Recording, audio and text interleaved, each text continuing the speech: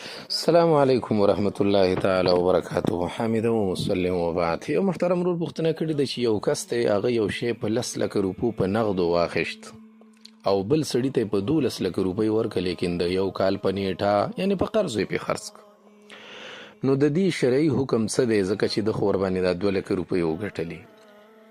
جناب عالی، دا مسله چې یو شی په نغدو ارزان وي او په قرض وي په ګران خرڅ کی، دا د احنافو په منځ کې اتفاقی ده، یعنی ائمه ثلاثه ټول په دې باندې متفق دي چې دا جایز دی، لیکن 2 خبرې به پکې وي. اوله مسله دا د دې کې به 2 بیعې وي.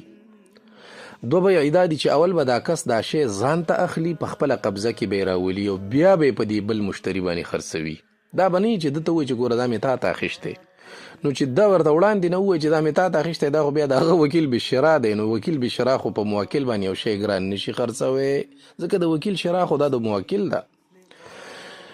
نو یوه مسله پکې دا ده چې دې کې به 2 بیعې وي او هغه بل سړی به په دې اخیستو کې مختار وي، دا نه چې دی ورته وایي چې ګوره دا ما واخیسته بیا به خامخا رانه په زوره اخلي، نه نه نه، دا نه. نو اوله مسله دا ده، د دې لحاظ به پکې ساتي.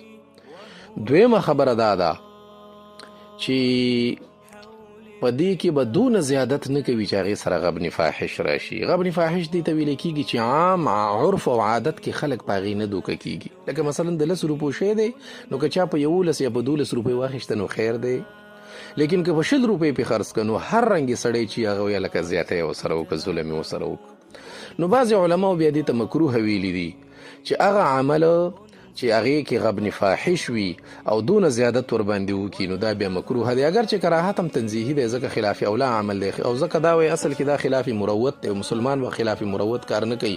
حدیث کې راځي نبی اسلام فرمایي لا ينبغي لمؤمن ان يذل نفسه. وګوره حدیث ته به دی کې مسلمان به داسې عمل نه کوي چې عامه معاشره کې ورپسې بیا خلک بدې سپکې سپوري وایي چې دا خو ډېر بې خونده سړی و. مسلمان به دقه رنګې عمل نه کوي. نو د دې وجې نه بیا ورته علماو مکروه ویلي، لیکن یو شی په ګرانه په یو چا باندې خرڅول په قرضو، بالکل دا مسله بالکل جایزه ده. نور دا مسله موږ حل کړې په ګروپ کې مدلله مفصله، نو هغه میسج به ورسره یو ځای کړو، هغې کې مکملې حوالې شته، انشاءالله العزیز تشریفي به دې ورسره وشي. السلام علیکم ورحمت الله.